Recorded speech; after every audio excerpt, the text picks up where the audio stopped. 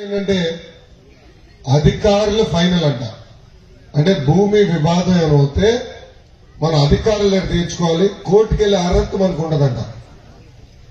So Vaikapa నాయకులు పొగడాలలో చూసాం కదా, వాళ్ళకి నచ్చితే మన భూమి లాక్కుంటారు, మన పైన దొంగ కేసులు పెడతారు. సరే ఎవరికైనా పొరపాటున ఒక వైకాపా నాయకుడికి మనకి ఇల్లు నచ్చినా, మన పొలం నచ్చినా అధికారుల దగ్గరికి వెళ్లి ఇమ్మీడియట్ గా పొలం నా పేరు మీద రాయండి అంటారు. అప్పుడు అధికారి ఏం చేస్తాడు, భయపడి సంతకం పెట్టేస్తాడు.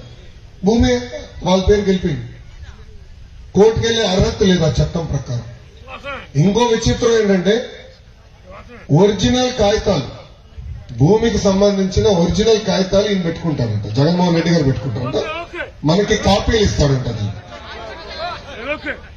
అదే ఆయన పెట్టుకుంటాడంట, జిరాక్స్ కాపీలు మనకి ఇస్తాడంట దాన్ని. సో నాకు ఇప్పుడు అర్థమైందని, ఎప్పుడెక్కడికి వెళ్ళినా మీ బిడ్డని అంటాడు తల్లి.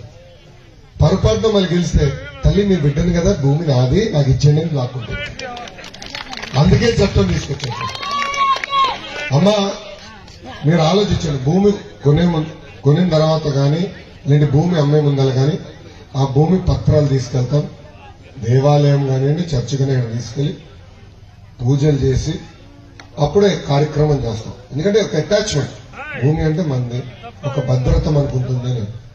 అలాంటిది ఆ కాగితాలంతా ఈయన పెట్టుకుంటాడంట, కాపీలు మనకిస్తాడంట. ఎంత అన్యాయమో చూడండి. అలాంటి ఇబ్బందులు రాబోతున్నాయి.